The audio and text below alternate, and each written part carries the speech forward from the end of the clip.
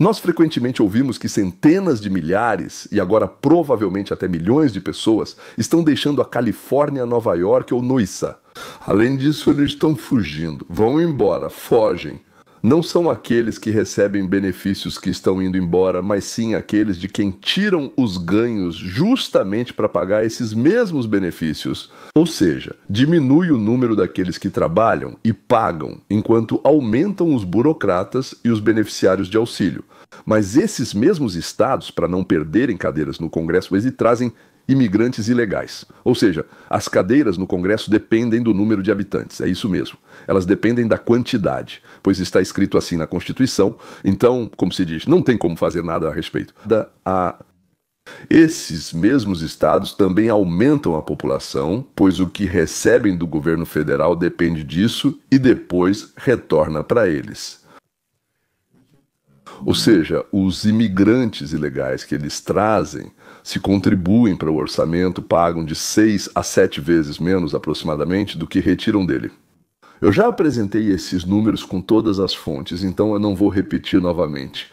Se alguém se interessar, encontre uma semana ou 10 dias e ele fornecerá. Ou seja, se antes na Califórnia havia, por exemplo, 49% de trabalhadores e 51% de beneficiários, então, depois da saída dos trabalhadores e da chegada de uma nova onda de ilegais, beneficiários de benefícios passou a ser 40% de trabalhadores e 60% de beneficiários, o que é chamado de base, a base do Partido Democrata. Vamos falar sobre isso, mas vou começar com um fenômeno que me impressionou ainda mais. Cidades e condados inteiros querem sair do controle dos democratas. E para onde o povo pode ir? Na Rússia não havia para onde ir. Uns roubam aqui, outros lá, como nos Estados Unidos da América, mas de formas diferentes. Mesmo assim, sim. Todo mundo quer sair dos estados democráticos e ir para os estados governados pelos republicanos. Após anos de insatisfação com a política de Portland, mais de 1/3 dos condados do Oregon votaram pela separação. Eles votaram para sair do Oregon e se juntar ao estado de Idaho Democracia. 1/3 dos condados do estado do Oregon quer sair do estado. Temos um estado, que é o governo de Oregon, e uma união de 50 governos, e se juntar aos seus vizinhos do estado de Idaho. Então, se Oregon é realmente uma união de ultra-esquerdistas, então Idaho, eu diria bem, então é uma união de ultradireitistas. Isso é chamado de Movimento Grande Idaho. Dos 36 condados do Oregon, 13 já votaram pela separação. Os moradores desses condados sentem que seus valores não são mais representados pela Assembleia Legislativa do estado, dominada por políticos liberais de Portland. E o que realmente é interessante nesse movimento é que ele pode realmente ter sucesso. Como na maioria dos estados azuis liberais, a maioria dos condados no Oregon, na verdade, tende ao conservadorismo, assim como em estados como Nova York, Califórnia e Illinois. Por exemplo, ao analisar o mapa das eleições de 2024 por condado, vemos que a maioria dos condados de Oregon votou em Trump, enquanto os mais populosos votaram em Harris. Essa mesma discrepância também se manifesta na Assembleia Legislativa do estado. Apesar de grandes áreas do estado votarem nos republicanos, o Senado e a Assembleia estaduais ainda são amplamente controlados pelos democratas. Então, para entender o desejo de se separar, basta se colocar no lugar de um fazendeiro ou rancheiro que vive em alguma área rural do Oregon, a 5 horas de carro de Portland. Na prática, você tem pouco em comum politicamente com os moradores de Portland. Mesmo assim, os políticos de Portland tomam decisões reais que afetam a sua vida. Você pode não apoiar as políticas deles, não concordar com as posições deles, não aprovar o que eles fazem com os seus impostos. No fundo, não importa o que você faça. A geografia e demografia do estado fazem com que sua voz no leste nunca seja ouvida nas eleições. E isso ocorre tanto no Senado quanto na Assembleia do estado de Oregon. Atualmente, os democratas têm uma supermaioria, o que significa que eles podem aprovar qualquer lei sem precisar do apoio dos dois partidos ou de compromissos. Eles podem adiar isso.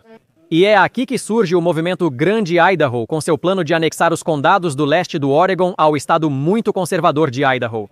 Como pode ver no mapa, isso moveria a fronteira de Idaho algumas centenas de milhas para o oeste. E, como mencionei no início do episódio, esse movimento realmente está ganhando força. Mais condados no leste do Oregon estão aderindo. Até o momento, 13 condados diferentes aprovaram várias medidas que exigem que as autoridades locais iniciem o processo de separação do estado. Como você pode imaginar, o processo de separação é muito complicado e, claro, doloroso. Mas o povo do Oregon fora das grandes cidades tem certeza de que quer se separar e exige essa separação. Eles ficam irritados com os livros escolares que dizem que a América é um país horrível, com uma história terrível, escravagista e que ainda continua sendo incrivelmente racista.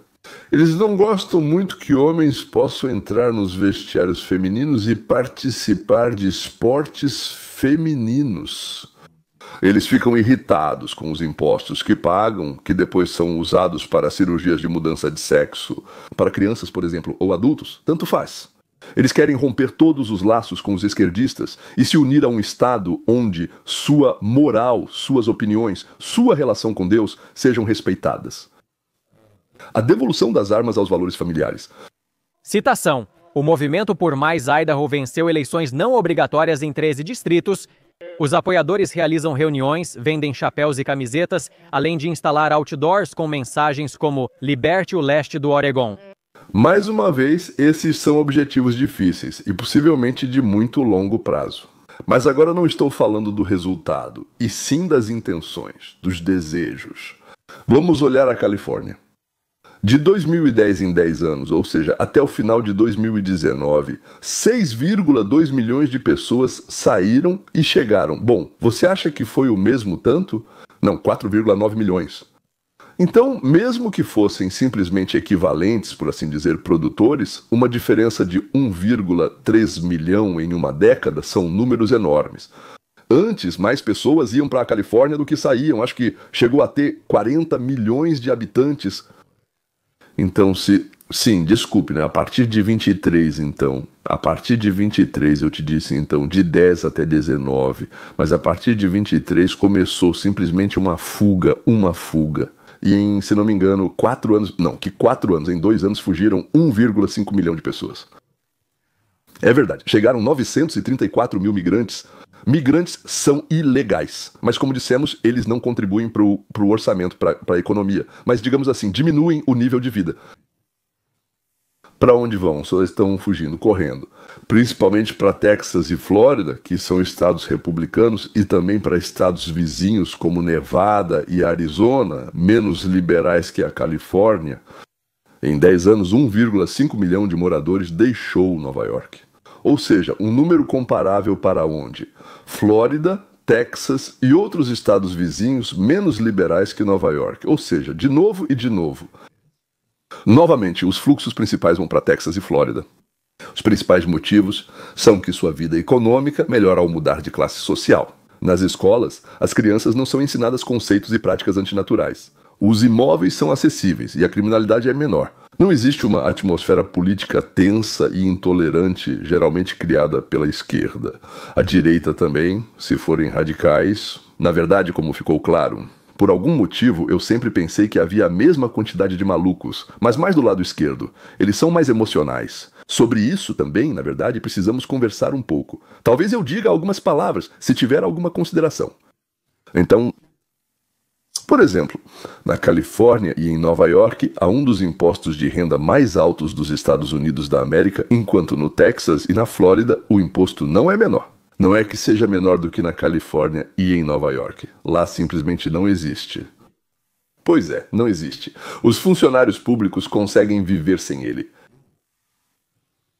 O preço médio de uma casa no Texas é baixo. É pouco mais da metade do preço médio de uma casa na Califórnia. Por causa dos impostos e outras restrições, grandes empresas estão deixando os estados democratas e se mudando para os estados republicanos. Especialmente os jovens que ganham bem estão se mudando ativamente, pois para eles o trabalho, o padrão de vida e as perspectivas de acumular capital são importantes. Em estados democratas, o roubo é mais grave. Em estados republicanos, também há restrições e roubos, mas em menor grau. E criam melhores condições. É difícil, nos estados democratas, obter capital inicial para abrir um negócio, inventar ou fazer algo. E para onde Nova York? Washington, Califórnia, Massachusetts e Oregon gastam o dinheiro tirado dos produtores. Tentem adivinhar em 3 chances. Neste país, 42 milhões de pessoas precisam de cupons de alimentação toda semana. E nós dizemos intencionalmente pessoas e não americanos. A maioria dos que recebem cupons de alimentação nem é deste país. 45% dos imigrantes afegãos recebem cupons de alimentação. 42% dos imigrantes somalis. 34% de todos os imigrantes do Iraque. 23% dos haitianos e 59% de todos os ilegais. E recebem cupons de alimentação. A maioria das pessoas que recebe cupons de alimentação do governo dos Estados Unidos da América e dos contribuintes americanos não são americanos. Pense nisso. E nós não sabíamos disso até o início do fechamento do governo. Mas graças aos democratas podemos confirmar hoje que milhões de imigrantes ilegais de Joe Biden, pessoas que cruzaram a fronteira quando Joe era presidente, agora recebem cupons de alimentação de um programa financiado pelos trabalhadores contribuintes americanos. Ou seja, parece que os planos dele, do democrata, de levar americanos famintos à luta contra o usurpador Trump, estão mais uma vez fracassando. Se for confirmado que a maior parte do dinheiro para alimentos, comida que pagamos para os necessitados, e sempre nos dizem que eles precisam, como você não sente vergonha, na verdade está indo para imigrantes ilegais. Isso vai causar uma explosão de indignação na América. Mas não contra Trump, e sim contra o democrata. De novo contra o democrata. Em breve, ao dizer ladrão, estaremos falando de um membro do Partido Democrata dos Estados Unidos da América. E quando dissermos democrata, claro, estaremos nos referindo a um ladrão. E quando pensarmos no futuro, vamos esperar que haja menos desses ladrões no poder. Existe algum aspecto da vida que os democratas não tenham estragado nos últimos, 25 anos? Acho que não existe nenhum. Quero me alegrar e alegrar os outros. Não é só isso. Não são só os esquerdistas nos Estados Unidos da América que estragam a vida. Ou seja, pessoas normais e trabalhadoras querem se livrar deles em todo lugar. Veja o que está acontecendo com o nosso vizinho do norte, o Canadá.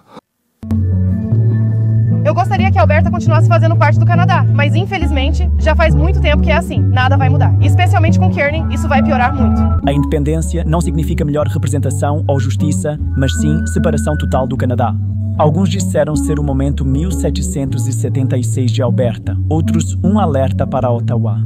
Uma coisa ficou clara, a província não espera mais por mudanças, está pronta para realizá-las. Neste vídeo, revelamos 10 razões pelas quais esse comício foi único no Canadá e pode ser o início da separação de Alberta.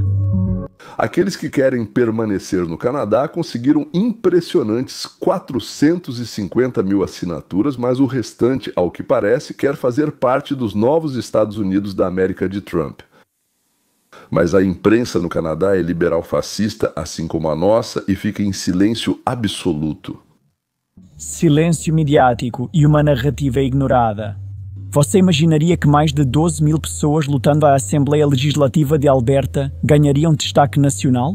Se você ligasse a televisão naquele dia, não veria nada, sem notícias, reportagens ou sequer um sussurro. Grandes canais como Canadian Broadcasting Corporation e CTV, que costumam cobrir até pequenos protestos, ficaram em silêncio. A Global News sobrevoou o protesto de helicóptero, mas não mostrou nada. Isso não é só cobertura preguiçosa, mas silenciamento intencional.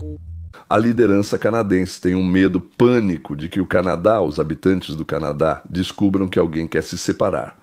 Como na União Soviética, lembro que em 71 ou 72 surgiu a ideia de que era possível sair do país. Acontece que todo mundo correu para sair imediatamente. Movimentos semelhantes podem surgir em outros lugares. E tudo começou com Trump. Senhoras e senhores, se quiserem, disse ele, nós aceitaremos vocês. Canadá, como 50 mil, o primeiro estado. A família foi plantada e já dá frutos. Ou seja, é possível como em 71 e 72 novamente na União Soviética. Como? Será que é possível ir embora? Uau! Ou seja, não há 100% de chance de ser internado num hospício ou fuzilado lá. Existe uma pequena chance de me soltarem sim. Vou lá, vou tentar essa chance. Quanto menos a mídia fala sobre isso, mais as pessoas ficam determinadas a se manifestar por conta própria. Jornalistas independentes, youtubers e páginas de base registraram o que a grande mídia não mostrava. O movimento é grande demais para ser escondido e poderoso demais para ser parado. Em um país que valoriza a liberdade de expressão e a democracia, esse silêncio da mídia deveria preocupar todos, não só os moradores de Alberta. Porque se 12 mil vozes podem ser silenciadas tão facilmente, o que isso diz sobre o futuro da liberdade de expressão no Canadá? O Canadá é um dos países mais livres do mundo. Nós defendemos a igualdade e o diálogo aberto, né? O direito de cada um ter voz. Mas, como ficou claro, só se o que ele diz agrada a junta governante. Se não agrada, então que fique calado. Se há algo com que quase todos no comício concordaram, é que a Alberta está sendo explorada e não recebe nada em troca. Repetidamente você ouvia: nós pagamos, mas eles desperdiçam. Moradores de Alberta pagam bilhões em impostos anuais ao governo federal via equalização. Só para ver esse dinheiro sendo usado para bloquear oleodutos, restringir o desenvolvimento de recursos naturais e financiar províncias que ativamente se opõem à iniciativa. Isso não é apenas injusto, é revoltante. E agora essa indignação econômica está se transformando em ação política. Fazendeiros, petroleiros, donos de pequenos negócios, todos vieram com a mesma reclamação. Ottawa está sufocando a economia de Alberta fingindo que está ajudando. Ouviram isso, né, Grabstivo? Pessoas querendo sair do Oregon para Iowa. Empresas e fabricantes de estados democratas estão se mudando para estados republicanos.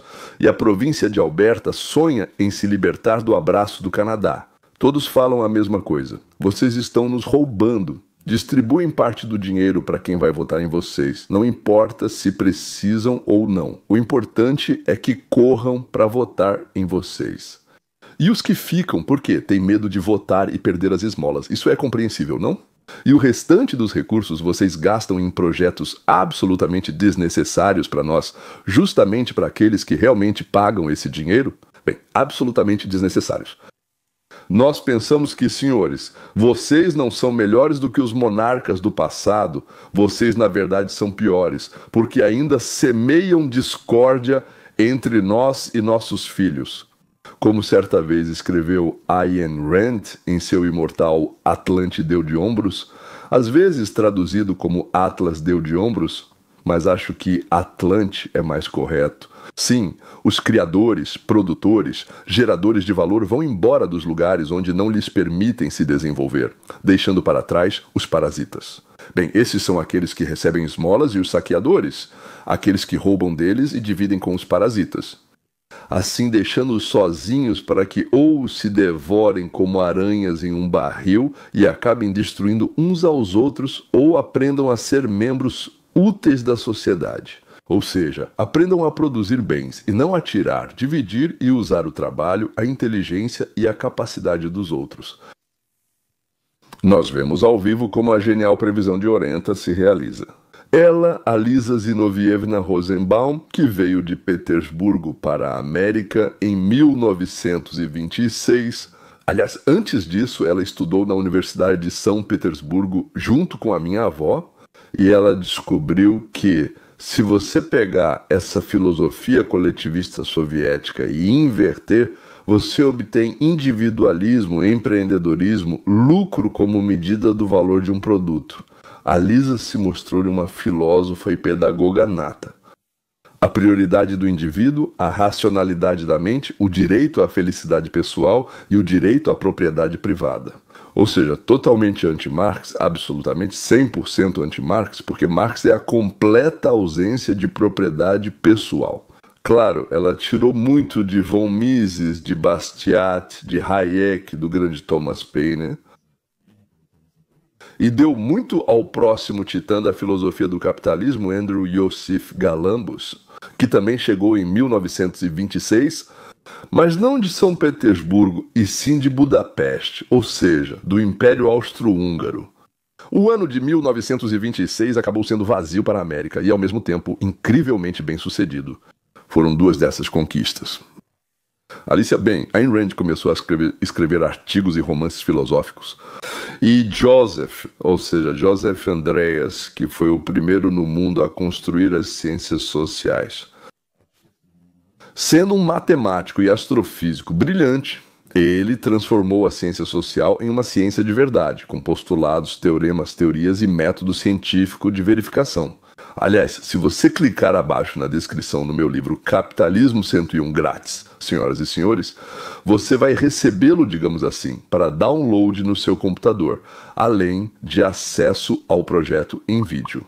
Exatamente sobre o que escreveram e fizeram Ayn Rand, Mises, Galambos para dizer. E naturalmente, o grande Frederico Bastiat com sua obra imortal, O que se vê e o que não se vê. É essencial ensinar isso em todas as escolas do mundo ocidental como manual para o pensamento crítico. Fundamental. Tudo bem, voltei. Me deixei levar pela filosofia. Voltando aos nossos compatriotas que estão fugindo do socialismo. As pessoas geralmente fogem daquilo que consideram ruim e vão para onde acham que é bom ou pelo menos melhor. Sair de casa, deixar tudo o que é familiar, as coisas, os amigos, o trabalho, todo um círculo de coisas habituais, senhores, até mesmo o garçom do restaurante favorito. Aqui você sabe para quem ligar, até para o encanador, mas em outro lugar não. E você pode dar a ele as chaves de casa, porque ele já esteve lá 100 vezes. É difícil deixar tudo isso para trás. E deve haver algo muito repulsivo, ou algo muito atraente para romper com isso. Quantos criadores de valor estão se mudando da Flórida para a Califórnia, sabe desses? E quantos deles... Aquelas pessoas que alimentam e sustentam este país estão fugindo do Texas para Nova York? Talvez alguém esteja, mas não de forma que seja perceptível. Você pode verificar esses caminhões que transportam móveis e coisas do tipo. Como eles contam, como tem uma quantidade enorme de pedidos de Nova York para o Texas, e eles não sabem, tem que mandar os caminhões vazios do Texas de volta para Nova York. Então, provavelmente não é zero quem está fugindo, mas é um número muito próximo disso. Quantos roubos existem nos Estados Vermelhos? O nosso é vermelho, ou seja, republicano, querem se juntar aos azuis, ou seja, aos estados democratas. Zero. Não importa como você diga, zero, nulo, zero, fel, zelt, efes, isso é em hebraico, né? Quantos estados dos Estados Unidos da América querem sair e entrar para o Canadá? Zero. Quantos americanos querem fugir para Venezuela? Bom, talvez um queira. Nem mesmo aqueles que estão presos querem isso. Isso aí. Quantos querem sair correndo dos Estados Unidos da América e fugir para o Haiti, ou para o Sudão, ou talvez para a Somália? Quantos somalis querem voltar para a Somália? De novo, quero dizer zero. Acho que ninguém. Por quê? Porque todos querem viver onde ele... Lu, editor de legendas. E surge a pergunta...